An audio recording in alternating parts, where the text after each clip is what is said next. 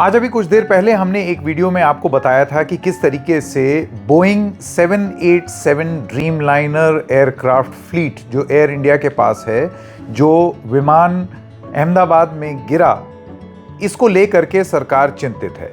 आप देखिए, जो फ्लाइट रिकॉर्डर है और ब्लैक बॉक्स है, ये रिकवर होगा और उसके बाद डिटेल में पता चलेगा कि इस विमान में जो अहमदाबाद से गेटविक लंदन जा रहा था उसमें हुआ क्या कि वो 50 सेकंड के अंदर अंदर गिर गया, दुर्घटनाग्रस्त हो गया, जिसमें एक जने को छोड़ करके बाकी सब लोगों की मौत हो गई, मृत्यु हो गई। लेकिन फिलहाल जब तक जानकारी नहीं है तब तक सरकार क्या करे? तो एक चीज जो पता लग रही थी कि सरकार शायद कुछ सख्ती से कदम उठाए और एयर इंडिया को बोइंग के इस विमान से जुड़ी हुई कुछ हिदायत दे या फिर कोई नई पॉलिसी लेकर के आए, खास तौर से सेफ्टी के पॉइंट ऑफ व्यू से, ताकि और लोग पैनिक ना करें जो एयर इंडिया में सफर कर रहे होंगे।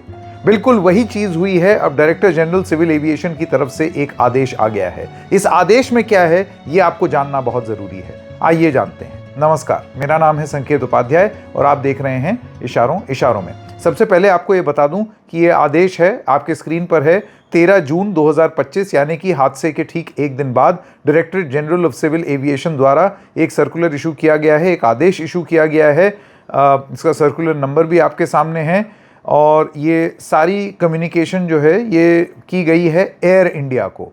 तो इसका सब्जेक्ट है, वो कहता है order enhance safety inspection on Boeing 787-8 and 9 fleet of measures air India. ये जो 787, 8 और 9 यही वो ड्रीमलाइनर प्लेन हैं जो एयर इंडिया के पास हैं। तो ये पूरा इंस्ट्रक्शन पूरी तरीके से एयर इंडिया को दिया गया है, खास तौर से उस विमान के बारे में जिसको ड्रीमलाइनर कहा जाता है, खास तौर से उस विमान के बारे में जो कल ही जिसके साथ ये दुर्घटना हुई। ये ऑर्डर क्या कहता है? On 12th June 2025, Air India B787-800 aircraft met with an accident while operating flight between Ahmedabad and Gatwick AI-171. वर्णन कर रहे हैं कि कल क्या हुआ, मैं उसको रिपीट नहीं करूंगा।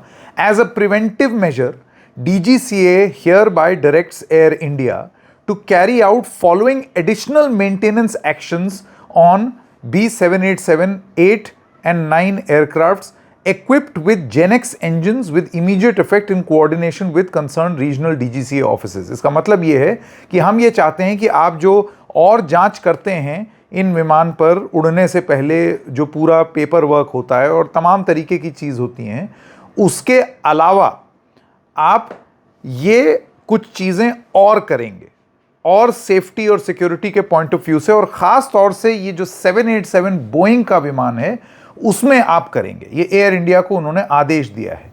क्या आदेश दिए हैं आपको वो बताएं। One time check before departure of flight from India with effect from 15 June 2025 यानी कि 15 जून 2025 से ड्रीमलाइनर पर ये चेक्स होंगे उड़ने से एकदम पहले। क्या क्या हैं वो आपको बता दें।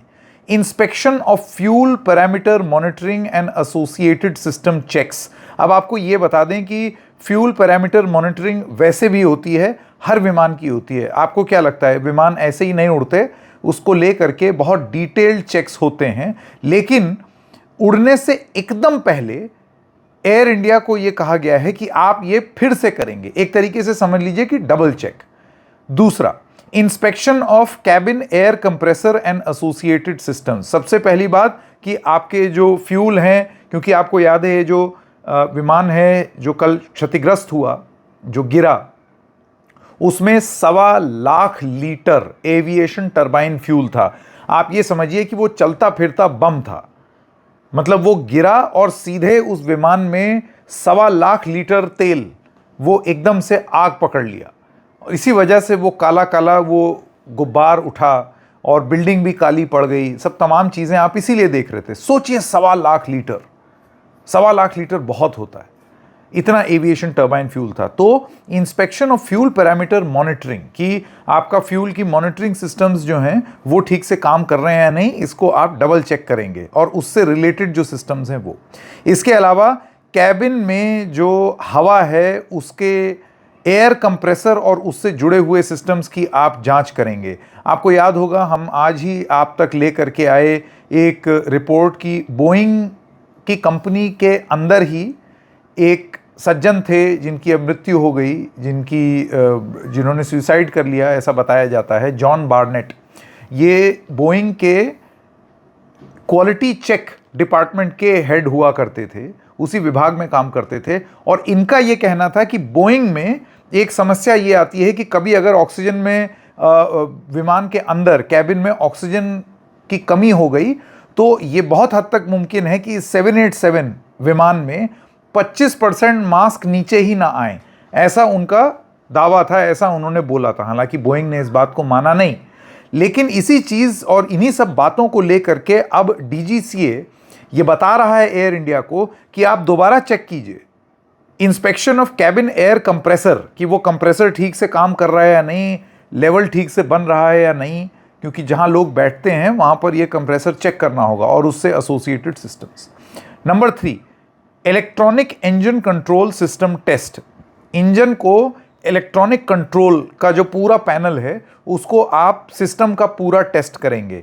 अब यहाँ पर बहुत सारे ऐसे एक्सपर्ट्स हैं जिनका ये मानना है कि नॉर्मल टेक ऑफ हुआ, ठीक स्पीड पर टेक ऑफ हुआ और उसके बाद कुछ ना कुछ तो ये जो वार्निंग वाला सिस्टम है वो मैल फंक्शन किया होगा, जिसकी वजह से ये प्लेन और ऊपर जा ही नहीं पाया, नीचे आता चला गया।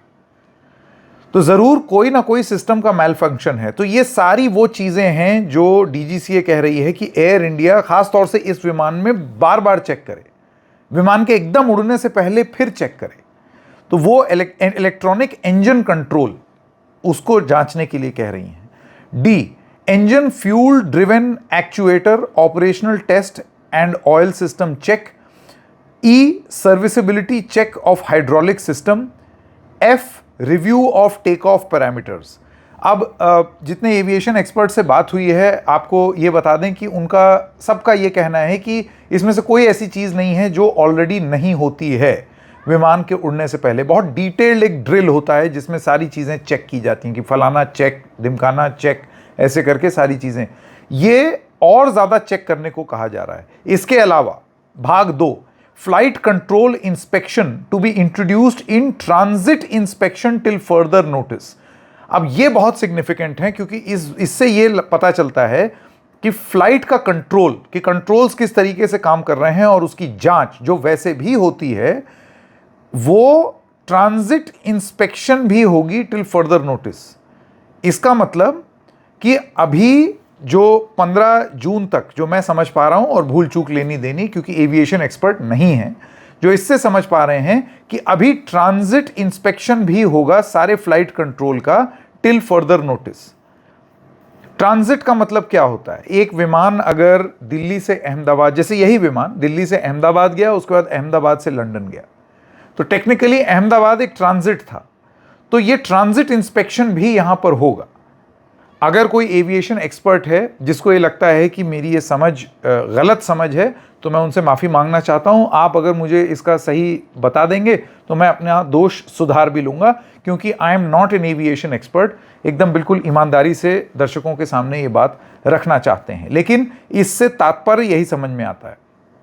3, power assurance checks to be carried out within 2 weeks. पूरा आपका कि इंजन में कितना पावर है, कैबिन पावर, ये जो पूरा एयरक्राफ्ट होता है आप जानते हैं कि उसका एक सिस्टम, आप सोचिए एक बहुत ही छोटे एरिया में बहुत सारी ताकत, उस एयरक्राफ्ट का इंजन, उसका जो फ्यूजलेज, उसके तमाम चीज़ें वो कॉम्पैक्ट तरीके से रहती हैं। तो इसका जो पूरा पावर अश्योरेंस है कि ये इंजन को पावर मिलेगा ही मिलेगा, वो चेक 2 हफ्ते के अंदर अंदर हो जाना चाहिए, ये उन्होंने बताया है एयर इंडिया को।